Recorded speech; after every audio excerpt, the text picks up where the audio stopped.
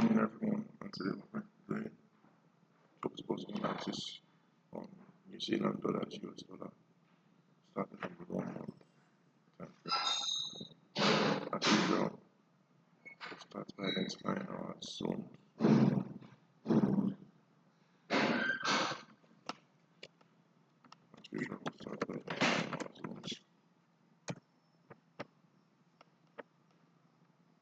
Our zones are, which are essentially support and resistance levels on higher time frames.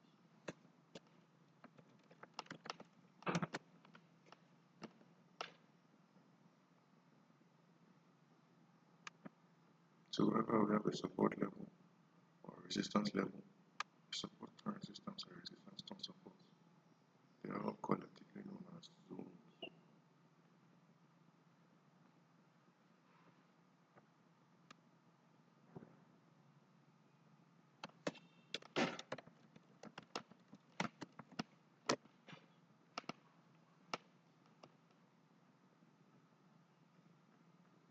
Similar, we've identified our zones, we'll also identify a very trend line.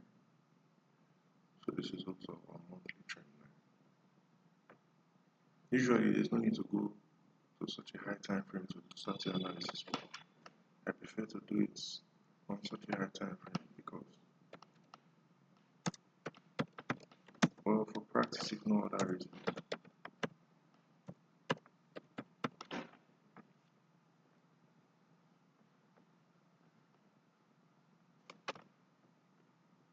Okay, so now we've gone on to the 1 week time frame, and we'll do the same thing again. We'll identify our zones, which are support and resistance levels, and we'll identify our trend lines. So we have a zone here. This one is a weekly zone.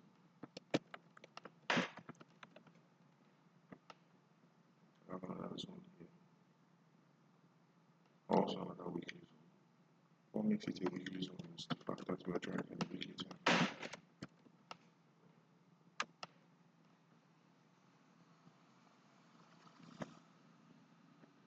We also have a zone here. This one is also another weekly zone.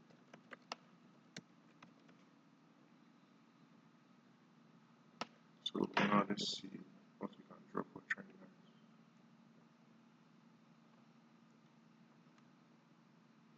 So I can draw a weekly trend line like this.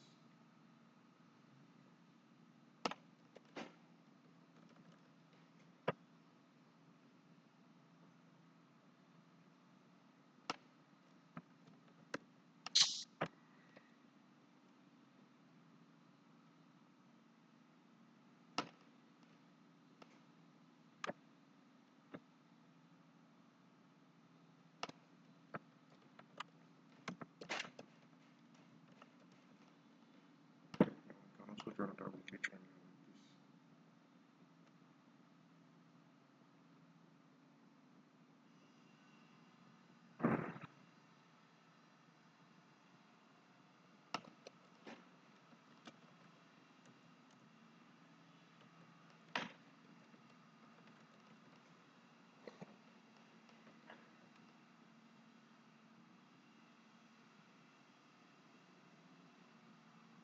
Now that we've identified our zones and our trend lines on the weekly time frame, we will once again go down to the daily time frame and do the same thing. Let's zoom out a bit to get a clearer view.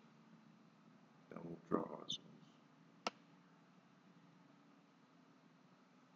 We have a zone here. We have a zone here. So our daily zone.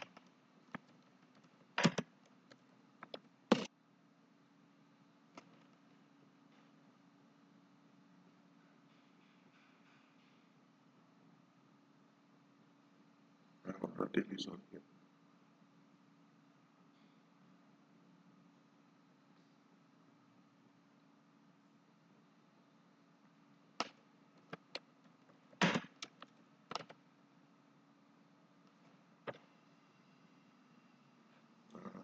I can draw a daily trend line like this.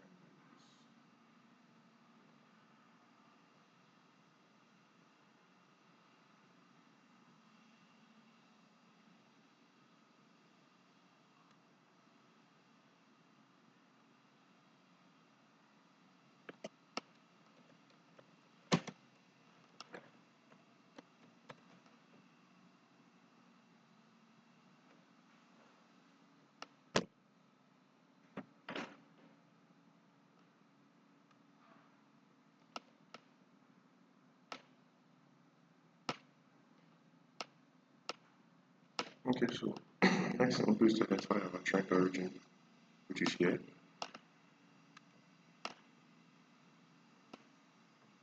You can one very easily to understand where our trend origin is because that's the beginning of the trend line before the price was going initially in the correctional in the direction. So we have an impulsive correctional followed by an impulsive followed by another correctional. So we're expecting an impulsive move like this. But then there's a weekly trend line. So it's hard to tell whether price is going to break through the weekly trend line or not. But before we go any of that, we'll highlight this box here. Make it blue. Then we'll highlight this box here. If the price action and chart pattern that we see is the same between these two blue boxes, then that means we should expect the follow-up to be the same. So let's see. So what do we have here? Let's use our line chart to get it clearer. A tiny W pattern and a somewhat larger W pattern. So we have a very tiny W pattern, which probably either comes as a smaller tiny W pattern. And then we also have something like this placement. So this is actually a larger than free W pattern with slight retracement. And then after that, price went. After the price went impulsive, correctional, impulsive, correctional, impulsive, correctional, impulsive. Let's make this blue.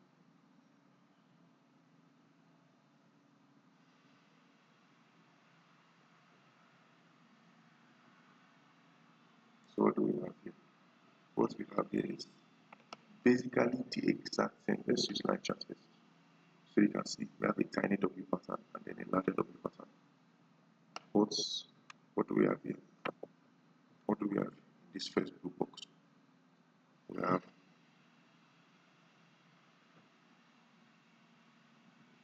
have a tiny W pattern followed by a larger W pattern. It's just that because of this retracement, the W pattern looks a little bit more like a head and shoulders pattern. It looks a little bit more like a triple bottom pattern. But we have a tiny W pattern followed by, let me draw it out in a separate space so that it looks a little bit clear. So what we have as our pattern in this first blue box is a tiny W pattern like this. Price went up, came down, not quite as low, but about at the same level, formed a W pattern like this. Went above, came back down like this, and then came back before starting the impulsive move. So what do we now have here? What we have here is almost a pivot. In fact, it's not even any form to. Let me just carry it like this. Let me make it black. Carry it like this and put it here, and you have the exact same thing. Switch to line chart, and you can see. Hold on. Switch to the line chart, and you can see the exact same thing. You can see a tiny W pattern here. You can see a larger W pattern here, and the price is now making a slight retracement before going impulsive. So what does that tell me? That tells me I should buy this. I should be buying this position here. And my stop loss should probably be around here. And then my full target should at least be up to this daily zone. So the most appropriate thing for me to do at this point is to go down to the 1 hour time frame to break it down.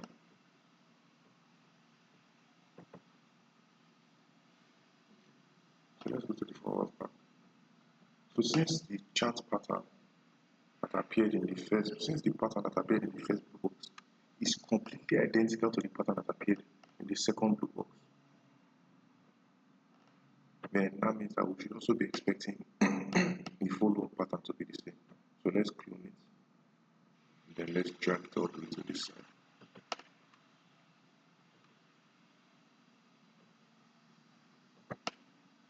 So we've cloned it, now we're dragging it all the way. this is our expectation.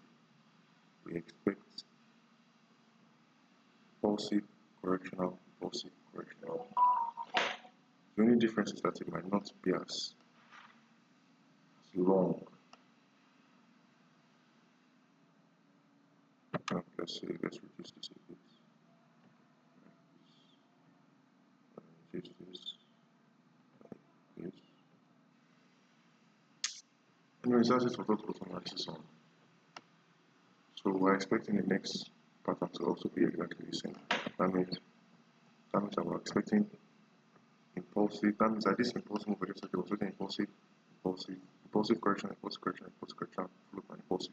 So we're expecting 4 impulsive moves before this move will reach an end. So there's plenty of opportunities to enter the trade. What's more, the first impulsive move is just starting.